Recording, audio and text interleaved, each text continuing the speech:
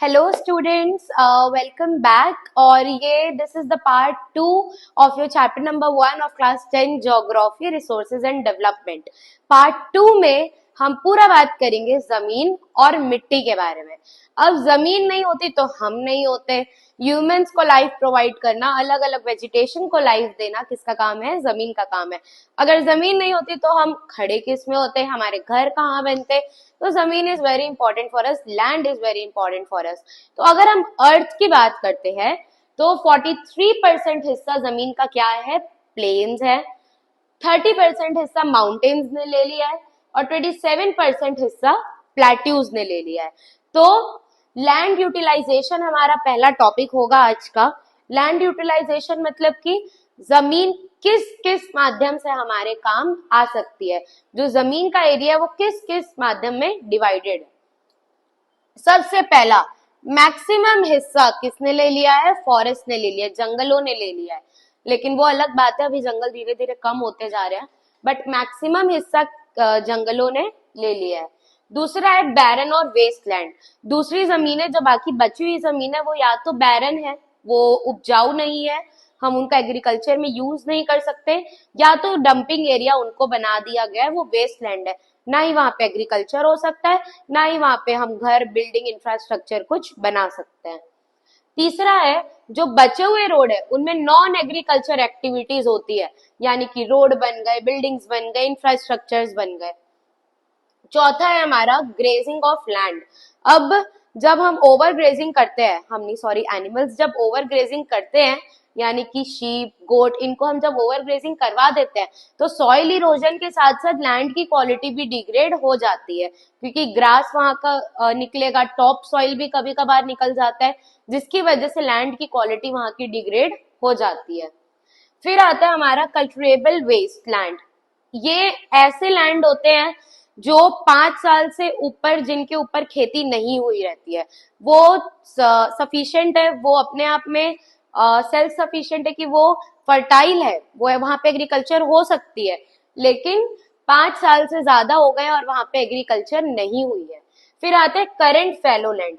Current fallow land वैसे land होते हैं जहां पे 1 साल या 1 साल से कम में एग्रीकल्चर नहीं हुआ है, लेकिन वो फर्टाइल है, वो सक्षम है कि वहां पे एग्रीकल्चर हो सकता है, लेकिन वहां पे 1 साल या 1 साल से कम के ईयर में, टाइम स्पैन में, वहां पे एग्रीकल्चर नहीं हुआ है। अगला है हमारा net sown area. Net sown area क्या होता है? मान लीजिए ये जमीन है, इस एक जमीन में एक ईयर में आप कितनी बार बीज उगा रहे हो और अपना क्रॉप हार्वेस्ट कर रहे हो, उसको हम नेट सोन एरिया कहते हैं। मैं फिर से बता रही हूं, मान लो ये आपकी जमीन है, इस जमीन में आप 1 साल में कितने बार बीज उगा रहे हो और कितने बार अपने फसल को हार्वेस्ट कर रहे हो, इसमें ऑर्चर्ड्स भी आएंगे, यानी कि टी और कॉफी। तो कितने बार आप इनको हार्वेस्ट कर रहे हो एक एग्रीकल्चरल ईयर में, उनको हम क्या कहेंगे? Net sown area. और इसको हम ग्रॉस क्रॉप्ड एरिया भी कहते हैं। ठीक है, तो ये था हमारा नेट सोन एरिया। लेकिन आप जितने बार भी सो कर रहे हो उसको हम कितना काउंट करेंगे? 1। उसको हम कितना काउंट करेंगे? 1 काउंट करेंगे। अब ह्यूमंस की टेंडेंसी है, हर चीज जो अच्छी मिली है उसको वो खराब कर ही देते हैं किसी ना किसी तरीके से, फिर चाहे वो फॉरेस्ट हो, पानी हो, हवा हो, या इंसान या उनकी नियत, हर चीज को वो खराब कर लेता है। तो सेम हैपेंड विथ लैंड। ये दिख रहा है? ये दिख रहा है? Same happened with land. अब लैंड डिग्रेडेशन क्या होती है? The decrease in the quality of land is known as land degradation. जब जमीन की क्वालिटी कम हो जाती है तो उसको हम क्या कहते हैं? लैंड डिग्रेडेशन कहते हैं। सबसे पहले ओवर ग्रेजिंग से लैंड डिग्रेडेशन होती है। जब एनिमल ज्यादा ओवर ग्रेजिंग कर लेते हैं तो लैंड की क्वालिटी डिक्रीज हो जाती है, क्योंकि लैंड का टॉप सॉइल हट जाता है। ओवर इरिगेशन, ज्यादा पानी, आप कोई भी चीज जरूरत से ज्यादा हानिकारक होती है, फिर चाहे वो पानी हो, हवा हो, कुछ भी हो, अगर आप जरूरत से ज्यादा कोई चीज करेंगे तो वो हानिकारक होती है। तो सेम हैपेंड विथ वाटर। अगर आप ओवर इरिगेशन करोगे तो उससे वाटर लॉगिंग होगी, ठीक है, जो कि सॉइल में सैलिनिटी की मात्रा और एल्केनिटी की मात्रा बढ़ाएगी। फिर आता है वेस्ट, जो इंडस्ट्रीज से वेस्ट निकलते हैं वो पॉल्यूशन कॉज करते हैं लैंड और वाटर दोनों में। फिर है deforestation and over burning of mining sites. जब हम माइनिंग करते हैं, कोल अगर आपने कभी देखा होगा तो पहले वहां पे ब्लास्ट किया जाता है, तो जब जमीन को हम ब्लास्ट करेंगे तो जमीन की क्वालिटी ऑटोमेटिकली डिग्रेड होगी। और डिफॉरेस्टेशन, जो पेड़ होते हैं वो सॉइल को होल्ड करके रखते हैं, वो जमीन को होल्ड करके रखते हैं, वो जब हम पेड़ को काट देंगे तो जमीन की क्वालिटी भी डिग्रेड हो जाएगी। तो फिर आते हैं mineral processing like grinding of limestone for cement industry generates huge amount of dust when it prevents the process of infiltration of water into soil। आप नोटिस करेंगे कि जब बारिश हुए रहती है और आप रोड पे निकलेंगे तो आपके फेस पे डस्ट कम लगेगा। ऐसा क्यों होता है? क्योंकि उस समय की जो डस्ट रहती है वो जमीन में सेटल हो जाती है because of moisture, because of पानी। लेकिन वहीं अगर गर्मी में जब आप दोपहर में बाहर निकलेंगे तो धूल मिट्टी सब उड़ते रहती है। क्यों उड़ते रहती है? क्योंकि उस समय हवा में मॉइस्चर नहीं होता है। तो जब जो फैक्ट्रीज रहती है, जैसे कि सीमेंट फैक्ट्री हो गई, वो लोग अपना कुछ बनाने के, सीमेंट बनाने के लिए जो ग्रैनुअल्स होते हैं, अपने पत्थर के ग्रैनुअल्स, उसको बहुत ही छोटे छोटे मात्रा, बहुत ही छोटे छोटे पीसेस में कन्वर्ट करते हैं, जिसकी वजह से large amount, huge amount of dust produce होता है और वो डस्ट जमीन में जाके सेटल हो जाता है, जिससे कि जमीन की क्वालिटी डिग्रेड होने लग जाती है। अब हमने खराब तो कर ली चीजें, अब उसको सही करने का क्या उपाय है? इंसान पहले खराब करता है, फिर होता है कि अरे सही हो जाए, सही हो जाए ये चीज। तो उसको सही करने का क्या उपाय है? तो लैंड डिग्रेडेशन के सॉल्यूशंस में सबसे पहला सॉल्यूशन है एफॉरेस्टेशन। देखो, पेड़ लगाना ना हर चीज का सॉल्यूशन है। जितनी भी प्रॉब्लम्स हो रही है, पानी की समस्या, लैंड डिग्रेडेशन, सॉइल इरोजन, पानी, पेड़ लगाने से सब सॉल्व हो सकते हैं। तो सबसे पहला हमारा आता है एफॉरेस्टेशन, यानी कि हमको ज्यादा से ज्यादा पेड़ लगाने चाहिए। अगर आप एक पेड़ काट भी रहे हो तो आपको उसके बदले में दूसरा एक पेड़ लगाना चाहिए। दूसरा है ग्रेजिंग के लिए प्रॉपर मैनेजमेंट। या तो आप टाइम लिमिट कर दो कि हमको बस 1 घंटा ग्रेजिंग करवानी है, एनिमल्स को ओवर ग्रेजिंग नहीं करवानी है। Proper discharge and disposal of industrial waste. अब इंडस्ट्रीज भी जरूरी है डेवलपमेंट के लिए, लेकिन उनके वेस्ट का प्रॉपर मैनेजमेंट हो जाए। उनका जो वेस्ट है वो डायरेक्ट जमीन में या डायरेक्ट आपका पानी में या डायरेक्ट एयर में ना होके कुछ एक प्रॉपर उसका मैनेजमेंट हो जाए। तो ये था हमारा जमीन के बारे में। अब हम पढ़ेंगे सॉइल के बारे में। सॉइल मतलब कि मिट्टी, मिट्टी के बारे में अब हम पढ़ेंगे। तो अगला जो हमारा टॉपिक होगा वो होगा मिट्टी के बारे में, मतलब सॉइल इरोजन और सॉइल और टाइप्स ऑफ सॉइल के बारे में। तो सबसे पहले सॉइल इरोजन पे आते हैं। सॉइल इरोजन क्या होता है? जब सॉइल की अपर लेयर, जब टॉप सॉइल वहां से हट जाती है तो सॉइल अपनी फर्टिलिटी लूज कर देता है, तो उसे हम कहते हैं सॉइल इरोजन। ठीक है, तो सॉइल इरोजन के मेन कॉजेज होते हैं विंड एंड वाटर, और अदर कॉजेज होते हैं डिफॉरेस्टेशन, यानी कि पेड़ को काट देना। मैंने आपको पहले बताया था कि पेड़ जो है वो मिट्टी को होल्ड करके रखते हैं, तो जब हम पेड़ काट देंगे तो सॉइल इरोजन होना पॉसिबल है।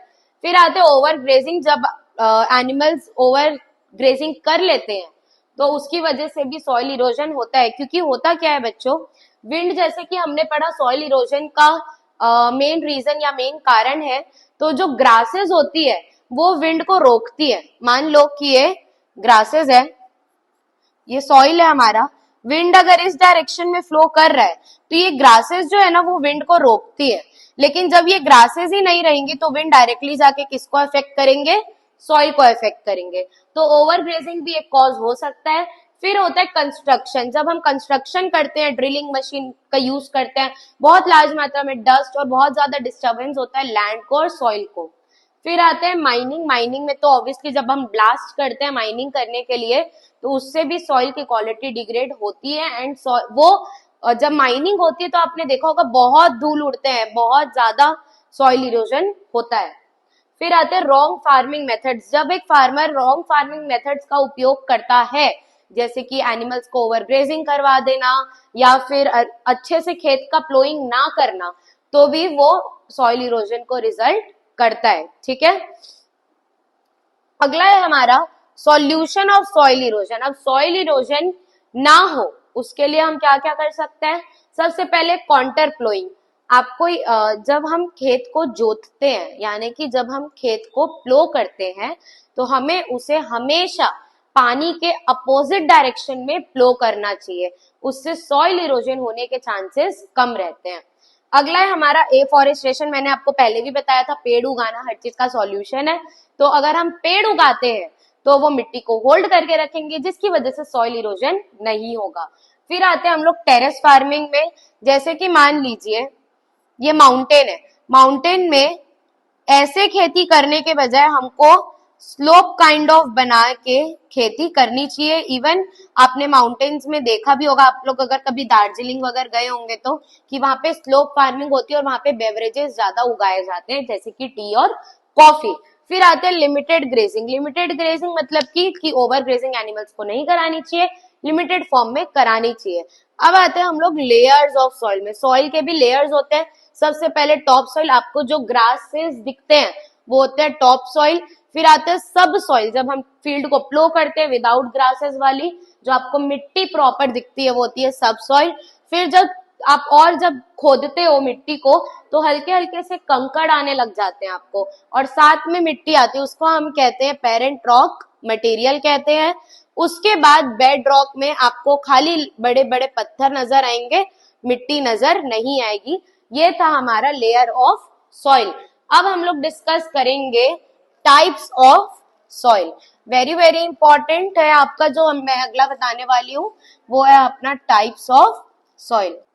तो बच्चों अगला हमारा टॉपिक है टाइप्स ऑफ सॉइल।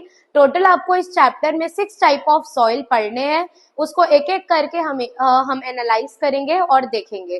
तो सबसे पहला हमारा टाइप्स ऑफ सॉइल है एलुवियल सॉइल।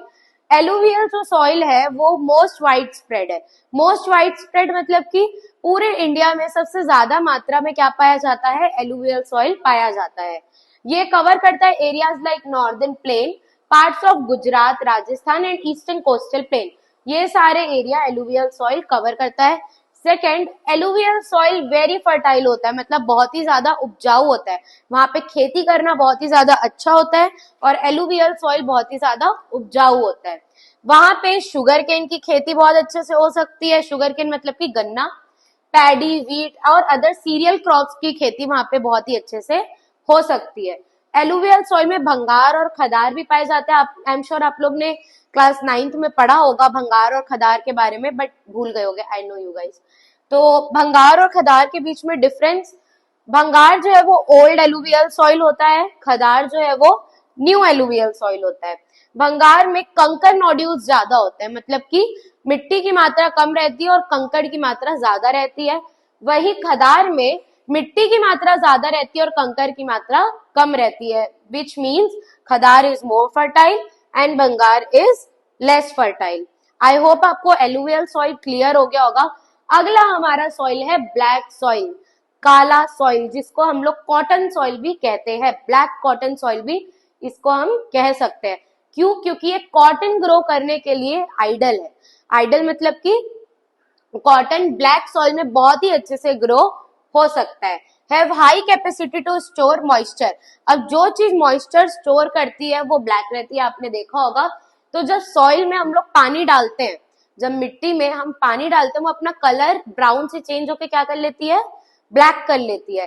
तो ये ब्लैक सॉइल बहुत ही हाई मात्रा में जब बारिश होती है तो वो मॉइस्चर को स्टोर कर लेता है, जो कि कॉटन ग्रो करने के लिए बहुत ही आइडियल टेम्परेचर होता है।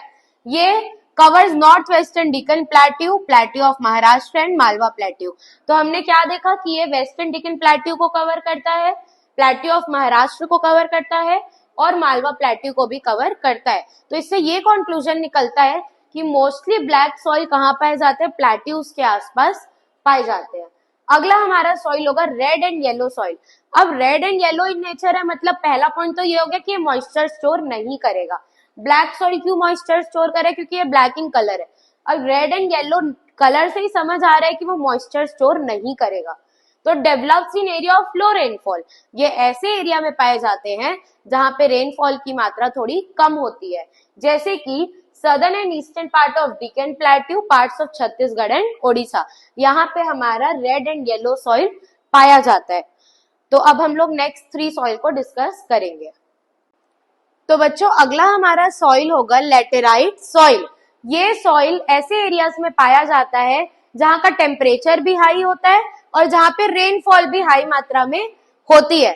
अब होता क्या है, अब हाई मात्रा में जब रेनफॉल हो रही है तो सॉइल में ह्यूमस का कंटेंट तो रहेगा ही, सॉइल में मॉइस्चर तो स्टोर रहेगा ही, लेकिन वही हाई टेम्परेचर के कारण ह्यूमस के बैक्टीरिया मर जाते हैं, जिसकी वजह से ह्यूमस कंटेंट लो हो जाता है। तो ये हाई रेनफॉल वाले एरिया में पाए जाते हैं और ऐसे एरिया में पाए जाते हैं जहां का टेम्परेचर भी हाई होता है।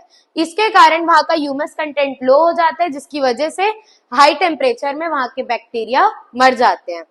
Suitable for cultivation of adequate amount of manure and fertilisers.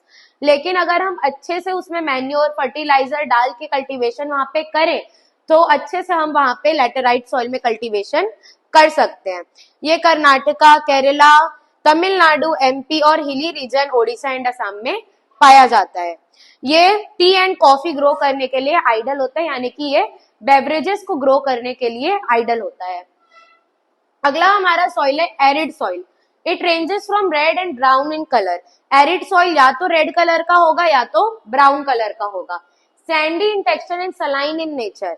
Sandy होता है ये टेक्सचर में, मतलब आप हाथ से पकड़ोगे तो ये फिसल जाएगा। Forms due to dry climate, high temperature and lacks in humus and moisture. ये बहुत ही ज्यादा ड्राई क्लाइमेट में पाया जाता है जहां पे रेनफॉल ना के बराबर होती है, तो वहां पे ह्यूमस कंटेंट भी बहुत ही ज्यादा लो होता है। और ये ऐसे टेम्परेचर में पाए जाते हैं जहां का टेम्परेचर बहुत ही ज्यादा हाई होता है। Needs proper irrigation for farming. अगर आपको यहाँ पे फार्मिंग करनी है तो आपको पहले प्रॉपर फील्ड को पूरा इरिगेट करना पड़ेगा पानी से, तभी वहां पे मॉइस्चर को आपको स्टोर करना पड़ेगा, तभी आप एरिड सॉइल में अपना फार्मिंग कर सकते हो, वरना एरिड सॉइल में फार्मिंग पॉसिबल नहीं है। अगला हमारा सॉइल होगा फॉरेस्ट सॉइल। ये सॉइल ऐसे सॉइल होते हैं जो कि जंगलों में पाए जाते हैं। It is found in hilly region where there is sufficient rainfall. ऐसे हिली रीजन में पाए जाते हैं ये सॉइल जहां पे सफिशिएंट मात्रा में रेनफॉल होती है। It is very fertile in nature. Forest soils are very fertile in nature. If there is a snow in mountain, it becomes less fertile. लेकिन अगर माउंटेन में स्नो रहता है, बर्फ रहती है, तो ये सॉइल फर्टाइल नहीं रहता है। तो आई होप आपको 6 प्रकार के सॉइल समझ आ गए होंगे, लैंड डिग्रेडेशन समझ आ गया होगा। ये पार्ट 2 था हमारे वीडियो का। अगर आपने पार्ट 1 नहीं देखा है तो प्लीज उसे जाके देखिए। एंड इसी के साथ हमारा ज्योग्राफी का पहला लेसन कंप्लीट होता है। आई होप आपको अच्छे से समझ आ गया होगा। इसी तरीके की और वीडियोस देखने के लिए प्लीज हमारे चैनल को सब्सक्राइब करें एंड इस वीडियो को लाइक करें।